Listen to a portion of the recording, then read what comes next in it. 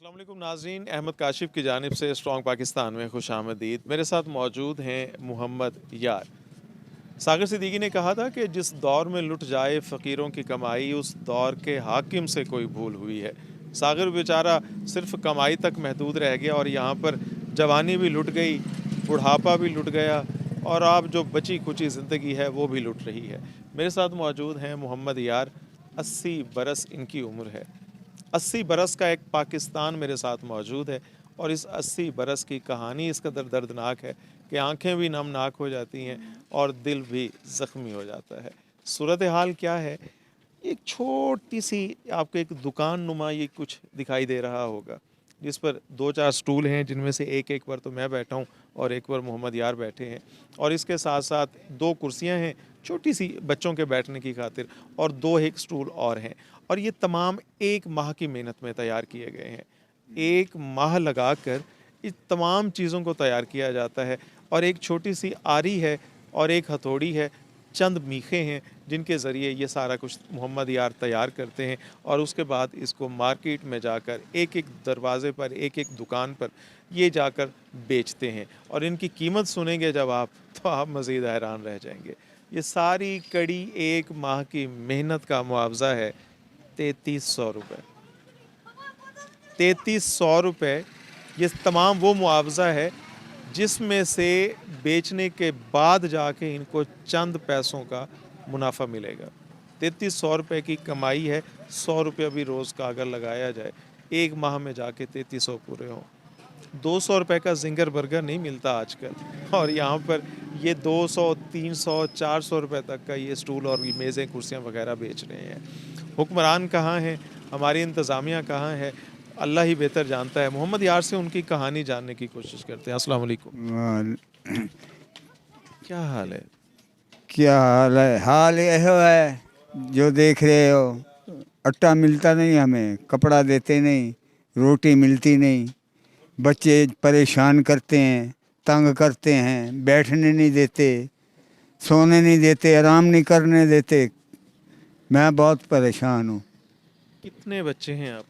मेरे 10 बच्चे हैं, 5 लड़के हैं और 5 लड़कियां हैं।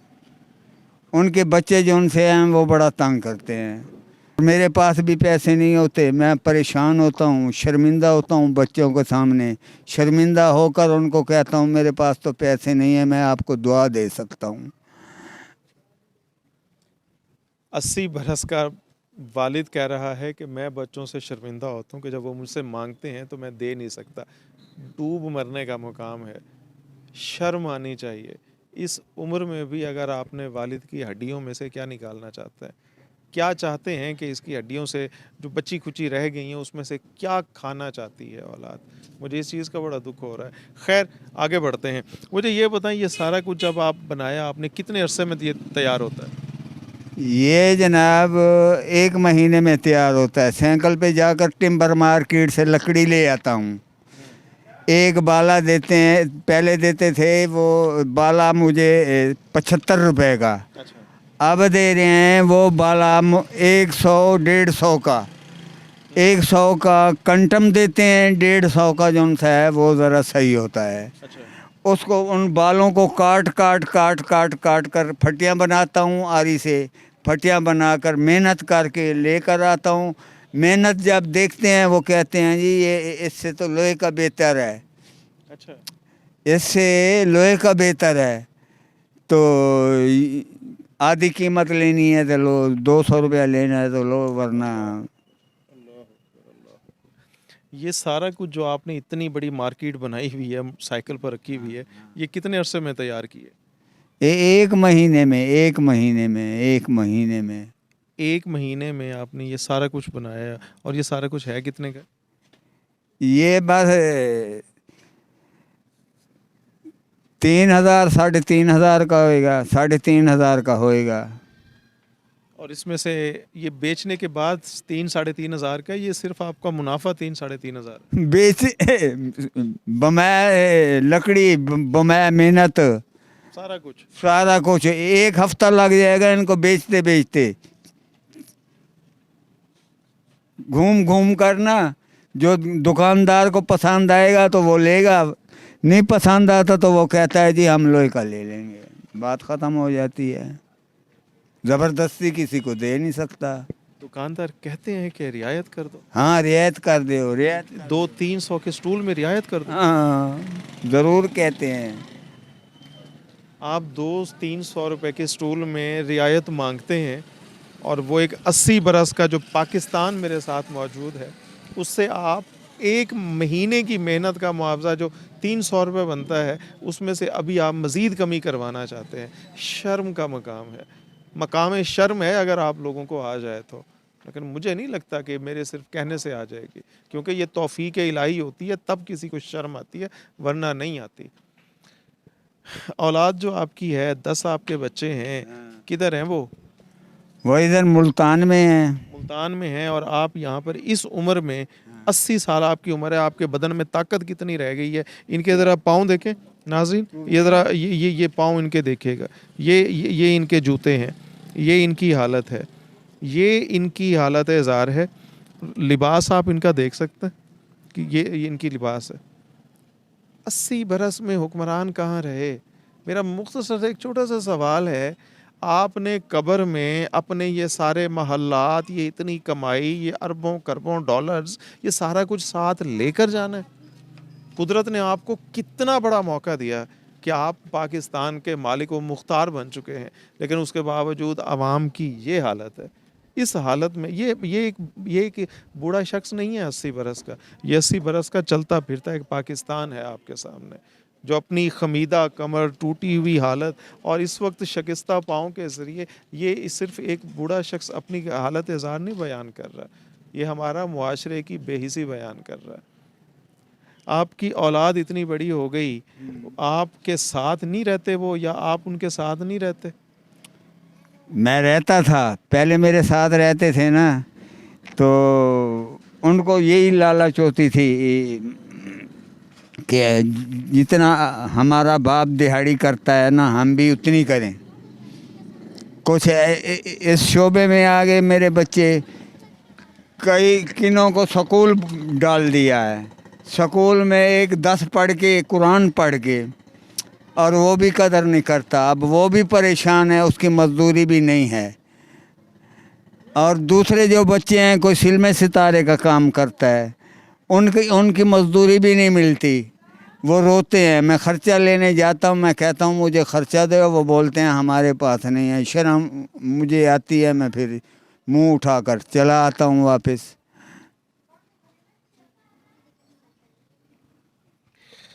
शर्म आ रही है 80 बरस के बाप को, शर्म आ रही है 80 बरस के एक बुज़ुर्ग को कि अपनी औलाद के पास मैं जाता हूँ और औलाद मुझे आगे से कहती है मेरे पास पैसे नहीं हैं, और मैं मुंह वापस से शर्मा कर वापस लौट आता हूँ। डूब मरने का मुकाम बनता है किसके लिए? शर्म आनी चाहिए किसे, और शर्मा कौन रहा है? किस कदर मकाम अफसोस है हमारी हालत। आपको हमसाये के हुकूक तो खैर याद हो ना हो मुझे नहीं इल्म, लेकिन औलाद के लिए बाप के, वालिदैन के क्या हुकूक हैं भूल चुके हैं आप? कुछ याद नहीं रहता। हम सिर्फ बेहिसी पर कुड़ सकते हैं और क्या कर सकते हैं। खैर मोहम्मद यार साहब, ये बताएं, ये सारा कुछ आपको बेचने में कितना वक्त लगता है? ये जी मुझे 5-6 दिन लग जाएंगे, 5 दिन 6 दिन 4 दिन लग जाते हैं, एक एक करके बेचते एक एक करके बेचते बेचते। और घी कितने रुपए किलो है? घी है 5.5 या 500 रुपया किलो। 550 से 600 रुपए के दरमियान किलो घी है, और ये बेचेंगे इसको 15 दिनों में जाकर, 8 दिनों में जाकर, 4 दिनों में जाकर, ये जाकर एक आधी चीज़ बिकेगी और उसके बाद ये खाएंगे। खाना कहाँ से इन लोगों के? मनोसलवा उतर रहा है आसमान से जो ये खाएंगे। आपके पास अरबों रुपए मौजूद हैं, हुकूमत आपके पास है, सब कुछ कर रहे हैं, और आवाम की ये हालत है। आपको ज़रा सा भी एहसास नहीं होता कि ये सारा कुछ आपने लेकर कहाँ जाना है। मैं सिर्फ हुक्मरानों से मुखातिब नहीं हूँ, मैं उन लोगों से भी मुखातिब हूँ जिनको कुदरत ने अता किया है। कुदरत का तो निज़ाम ये बनता था कि उसने अता किया और उसके बाद अल्लाह ताला उनके तुफ़ैल जो गरीब मुस्तहिकीन हैं उन तक पहुंचना चाहिए था, लेकिन आप सारा कुछ अपनी तिजोरियों में रख कर बैठ जाएं तो उसके बाद हालत इन लोगों की यही होनी है, उससे ज़्यादा कुछ नहीं होना। ज़्यादा से ज़्यादा क्या होगा, किसी दिन चलते फिरते ये मर जाएगा, कहाँ मरेगा ये भी नहीं पता चलेगा। मरने का भी खौफ है, मरने का भी खौफ है, खफन का कोई भरोसा नहीं है, कौन देता है कौन नहीं देता। बच्चे हैं, बच्चों पे भरोसा नहीं है मेरे खफन का और कब्र का। मैं फौतकी पर गया हूँ, उधर फौतकी मेरी हुई है, मतलब रिश्तेदारों की फौतकी पर गया हूँ, उन्होंने मतलब 20,000 रुपया कब्र खोदने वाले को दिया है, 20,000, और मेरे पास है 20,000, एक आना भी नहीं है। क्या करूं फिर, मजबूर हूँ, मजबूरी का नाम शुक्रिया है। अब किसी का डाका नहीं मार सकता, जेब नहीं काट सकता, 80 साल मेरी उम्र है, ज़बरदस्ती किसी से ले नहीं सकता। मैं टेलीविज़न जर्नलिस्ट हूँ, सहाफ़ी हूँ, और मुआशरे की नब्ज़ कहा जाता है कि सहाफ़ी होता है। मैं कभी भी अपने लाइफ में ख़ुद को इतना बेबस महसूस नहीं किया, बहुत कम मकामात ऐसे आए हैं, लेकिन आज मुझसे लफ्ज़ भी गुम हो गए और एहसासात जो हैं वो जैसे मुंजमद हो गए हैं। मुझे समझ नहीं आ पा रही मैं इस 80 बरस के पाकिस्तान का क्या करूं। मेरी खुद छोटी सी महदूद सी आमदनी है, उसमें अपने घर का सर्कल चलाऊं या मैं इस रुलते हुए पाकिस्तान को देखता रहूं, जहाँ ये 15 दिन लगा कर ये अपने 1 महीने की मेहनत को जाकर ये 15 दिनों में जाकर बेचेगा और इसकी टोटल आमदनी होगी 33 से 3500 रुपये, जिसमें इसने 1 महीना गुजारना है। गुजारा कैसे होता है, किस तरीके से गुजारा करेंगे ये लोग? आप लोग, वो तमाम लोग, मेरी यहाँ पर मैं रिक्वेस्ट करना चाहूँगा, इस जैसे कई मोहम्मद यार मौजूद हैं, आप सबका हाथ नहीं पकड़ सकते, लेकिन जो आपके करीब मौजूद है उसका हाथ तो थाम सकते हैं। जो आपको राह में मिल जाता है, जिसकी आप थोड़ी सी मदद कर सकते हैं, कुछ ना कुछ तो कर सकते हो यार आप। हदीस का मफ़हूम नहीं है क्या कि जहन्नुम की आग से बचो, खा खजूर आधी ही देकर क्यों ना बच सकते हो। लोगों की मदद कीजिए, उनका हाथ थामिए। मोहम्मद यार साहब, ये बताएं, आपके 15 दिन की सारी मेहनत को 5 मिनट में हम सब खरीद रहे हैं, कैसा है? हाँ ठीक है। अच्छा है। हाँ, मैं तो अब इसलिए खुश बैठा हूँ भाई, ये खरीदेंगे, मुझे पैसे देंगे, मुझे घूमना नहीं पड़ेगा 5-6 दिन। 5 दिन घूमना नहीं पड़ेगा है। हाँ। अच्छा ये बताएं, इसमें थोड़ी हमें रियायत करें अब। जी, आप ऐसे ले सकते हो नहीं, कि आप ऐसी हमें बात रियायत ये करें कि आप हमसे ज़्यादा पैसे लेंगे। मैंने पहले ये 3500 रुपये बड़े कम है, आप हमसे थोड़े से ज़्यादा पैसे लेंगे। हाँ जी, दे दोगे तो दुआ करूँगा, नमाज पढ़ूँगा, आपको दुआ दूँगा। बिल्कुल, हाँ माशाल्लाह जी। माशाल्लाह। बिल्कुल जी, ये दुआ करें, और दुआओं से बढ़कर खुदा की कसम कुछ नहीं होता। और ख़ास तौर पर वो लोग जो कहते हैं कि कोई ज़रूरत नहीं है मुझे किसी के दुआओं की, मैं ऐसे ठीक हूँ, ऐसे नहीं कहते यार। दुआएं बड़ी अहम होती हैं, मुकद्दर बदलती हैं। अपने लिए की जाएँ, अपना मुकद्दर बदल जाता है। और जब किसी दूसरे के लिए कोई दुआ करता है, तो हज़रत मूसा अलैहिस्सलाम को भी अल्लाह ताला ने फरमाया था कि मूसा, ऐसी ज़ुबान से दुआ करवाओ जो तुम्हारी ज़ुबान ना हो, दूसरों से दुआ करवाइए। तो जब दूसरों के ख़ास तौर पर बुज़ुर्ग दुआएं देते हैं तो अल्लाह ताला के हुज़ूर जो है वो पहुंचती हैं। अल्लाह ताला फरमाता है कि मुझे सफ़ेद बालों वाले से हया आती है जब वो कुछ तकाज़ा करता है, जब वो दुआ मांगता है। मेरे लिए दुआ कीजिएगा, मेरे चैनल के लिए भी दुआ कीजिएगा, और मेरे उन तमाम नाजरीन के लिए दुआ करनी है जो इस चैनल के मेरे सब्सक्राइबर हैं, जो इस वीडियो को देख रहे हैं। अल्लाह ताला उनकी भी तमाम हाजात, मुश्किलात आसान करे। मुल्क के लिए दुआ देता हूँ। मेरे जो व्यूवर्स, जो वीडियो इस वक्त आपकी देख रहे हैं, उनके लिए ख़ास तौर पर आप दुआ करें। बेशक करूँगा इंशाअल्लाह। इस बच्चे के लिए ही दुआ करूँगा, कुल मुसलमानों के बच्चों के लिए दुआ मांगूंगा।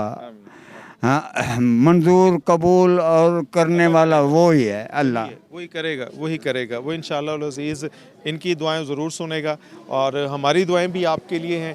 ये तमाम सारा कुछ जो इनकी मेहनत का मुआवजा है वो हम अदा नहीं कर सकते, लेकिन वही बात है कि जहाँ तक जिस हद तक आप किसी के लिए कुछ कर सकते हैं, क्योंकि जो ज़िंदगी का मकसद जो अल्लाह ताला ने आपको भेजा है, अपना नाइब बनाकर भेजा है इस ज़मीन पर, इस धरती पर, वो यही बनता है कि आप अल्लाह के कवानीन के मुताबिक जो है वो ज़रूर किसी का हाथ थामें, उसकी मदद कीजिए। अल्लाह ताला आपके लिए जो है वो रास्ते पैदा कर देता है, क्योंकि वो मुसब्बिबुल अस्बाब है। खैर, वीडियो लेंथी ना हो जाए, इसको यहीं एंड करते हैं। अब हम इनको कितने देते हैं इसको ज़रा पर्दा राज में रहने देते हैं। बाकी ये रहा कि मोहम्मद यार के लिए बहुत सारी जो है वो हमें इनकी करना चाहिए, लेकिन मैं मजबूर हूँ कि मैं जिस हद तक कर सकता था बहरहाल वो मैं ज़रूर करूँगा। आप लोगों से भी यही दरख्वास्त है, मेरे चैनल को ज़रूर सपोर्ट कीजिएगा ताकि इस तरीके से ये सिलसिला जो है वो हमारा जारी रह सके। क्योंकि मैं आज ये कमिट करना चाहता हूँ कि मेरी जो चैनल की आमदनी होगी उसमें से एक हिस्सा जो है वो अल्लाह ताला के लिए भी, उनके बंदों के लिए वक्फ़ किया जाएगा। तो मेरे चैनल को सपोर्ट कीजिएगा, मुझे सपोर्ट कीजिए। इंशाअल्लाह अल अज़ीज़ मिलकर एक बेहतर पाकिस्तान, एक बेहतर मुआशरा, तवाना पाकिस्तान, स्ट्रॉन्ग पाकिस्तान बनाने के लिए हम अपना किरदार अदा करते हैं। स्ट्रॉन्ग पाकिस्तान से अहमद काशिफ को इजाज़त दीजिएगा। मिलते हैं इंशाअल्लाह जल्दी किसी नई वीडियो में। Thank you.